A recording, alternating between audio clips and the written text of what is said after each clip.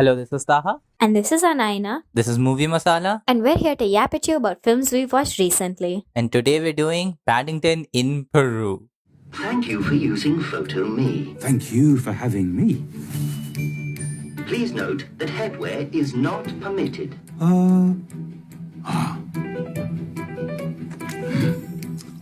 Make sure your face is within the red circle. Red circle. Right.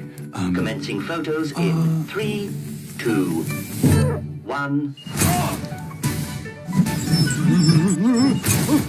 No, wait. Dear Aunt Lucy.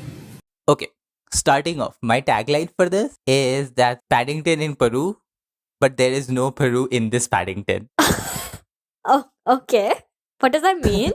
I'll come back to what this means when I go on to a full rant about this film. But the best part of this film, for me, was Hugh Grant in the very last 30 seconds. We're back to Hugh Grant from last week. We are back to Hugh Grant. I was pleasantly surprised. I think that was the film's best joke at the very end in the last 30 seconds. Okay, that's very telling. Okay, the film's plot sees Paddington and the Brown family go to Peru to find Aunt Lucy after this nun played by Olivia Coleman sends a message that she's missing him. That's pretty simple. That's how the film kicks off. And look, the first two films are very whimsical. They're genuine in their sweetness without feeling like saccharine in it. It makes you feel good. It makes you feel like that kid in that innocent way. I think that's very lovely. And this film does have that for like around 10-15 minutes, but it loses it very quickly. From the very start, after that message appears from Olivia Coleman's character, this film becomes so utterly predictable that it becomes a chore to watch. And a children's film, it can be simple. And it can also wear where the plot is going on its sleeve. It can be obvious for that. It's fine. It's just the issue is when it does nothing more than that. When your film telegraphs all of its twists so far in advance and makes them incredibly obvious, you're just waiting for the film to get on with it. Right. Because you know what's going to happen. So you just want it to happen. You just want it to happen and get on with it. When the film then keeps teasing you with it, you're like, I know what you're going to do. What was the Just point? do it. Yeah, what's the point in dragging this on? And a good example of this is Olivia Coleman's character. Listen, controversial opinion. I really do genuinely like Olivia Coleman, but she should not be in this film. Okay, why?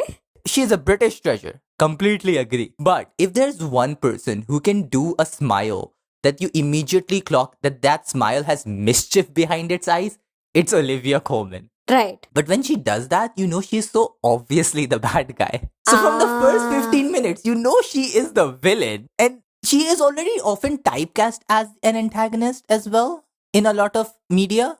Really? Fleabag, I'm thinking Secret Wars. Also in Wicked Little Letters, she's an antagonist. I see. This is just the opposite where I'm just like, Olivia Coleman? A bad guy? Her sweet face can't be. Like, she is sometimes cast as an antagonist. But the thing is, when she does that, it's kind of very obvious that she is the villain. And the film insists to be coy with it for some reason, in a way that's never really fun. It was so obvious that I thought it might have been a red herring. The way she's playing it as well, the way it's depicted as well. And I thought the film was being coy with it because it's gonna go somewhere else. But it doesn't. So at the end, I'm like, what was the point of making it so obvious? Then just make her out to be the villain. Then have her chew that scenery more as a villain. If you want to have a twist villain, then you actually hide the villain. There's no point in doing both things and not getting away with either of them. It's like they wanted a villain who was a surprise as a villain, but wanted to very much nudge, wink you into thinking that this villain was the villain. Yeah, and I don't get the point of that at all. The second she sends Paddington into the jungle, I immediately clock, yeah, she probably wants him to die or find something. And then she hands them this locket. And I'm like, oh yeah, that's a tracking device. Like, if there was ever something so obviously a tracking device, it's the locket she hands them. This is very surprising because have you seen the third Alvin and the Chipmunks, Chipwrecked? No. It follows an eerily similar plotline, except they get like shipwrecked or whatever. But they find someone in the jungle who they think is the villain, but is not the villain, but is actually the villain. And the plot lines are sounding very similar. Jungle, villain, we know is villain, but they try to convince us is not villain. But yeah, I will come back to that of like similar plots in just a second. Just to finish this off. It's just like that very much is what it says on that tin, and that's fine because so are the first two films in some way. But they have a lot of whimsy and charm that really makes them so utterly fun.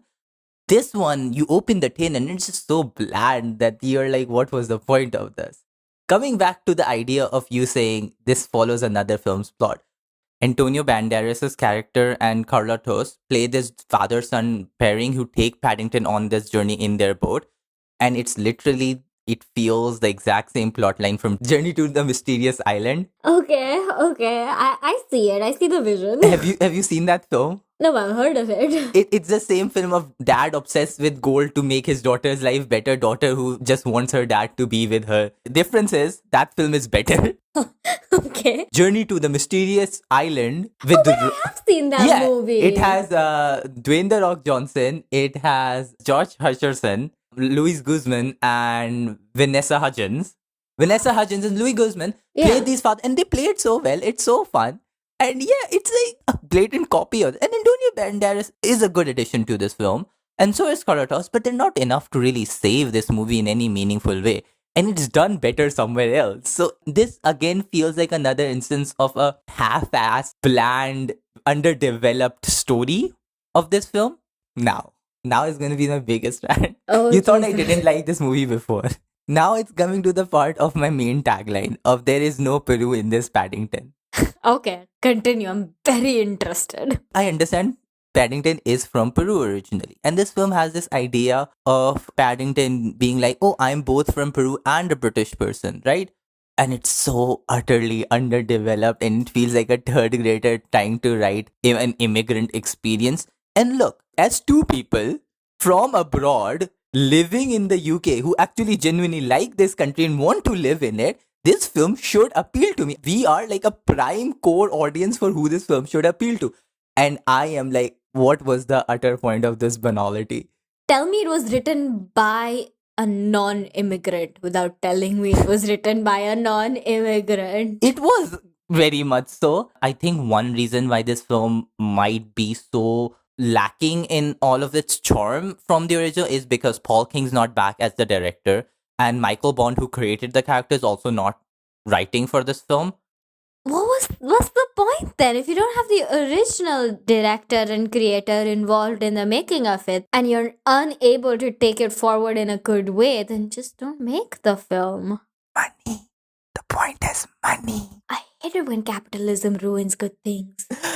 One point for that is there's no Peruvian culture in this film. I cannot tell you one single thing I learned about Peru from this film, aside from it has a blue species of tarantula. There is nothing Peruvian about this film. There's not even a single Peruvian character in this film who has a single speaking line. The 5 white people, Paddington played by Ben Vaishaw, the Brown family, Antonia Banderas and Carla Tao, who are both born in Spain.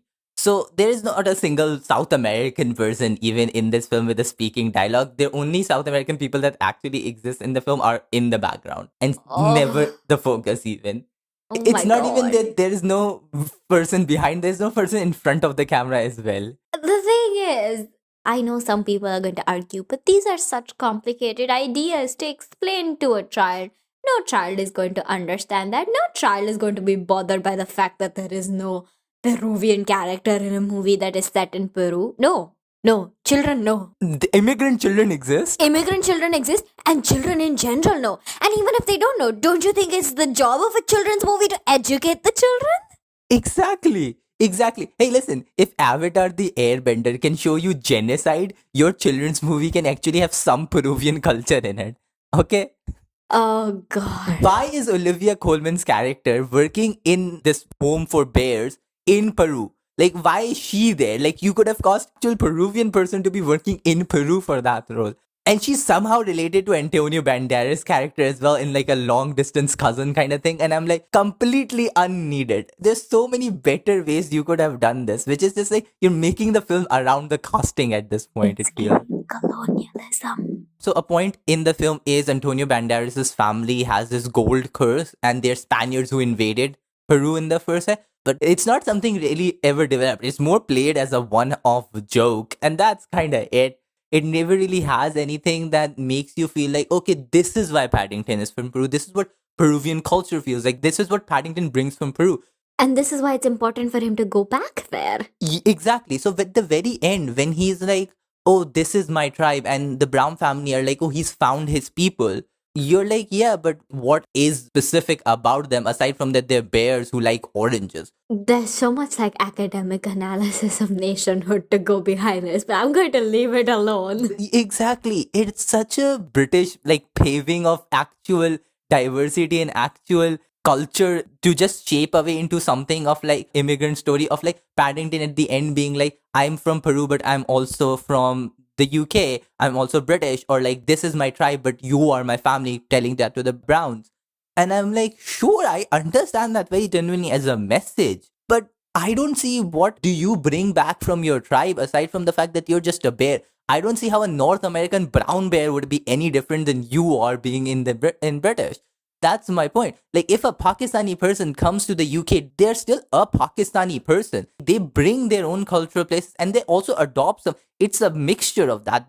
So I don't understand what was the point of all of that. So, what you're saying is your issue was that they brought it up and then didn't talk about it at all. Did So nothing with it. So, it's better that they didn't bring it up at all. Exactly. The first film actually has something with it. The first film actually does something about like this family finding this person, teaching him. It actually shows you the positive characteristics of like this British culture, which I find really fun, whimsical, charming, all of that. And the film has that in the first 15 minutes, but then completely loses it, completely does something else.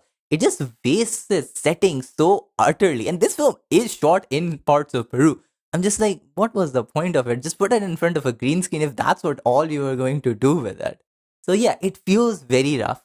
I feel very mean talking about this. So it's still fine. If kids are going to see it, they're not going to be disappointed. It's honestly fine.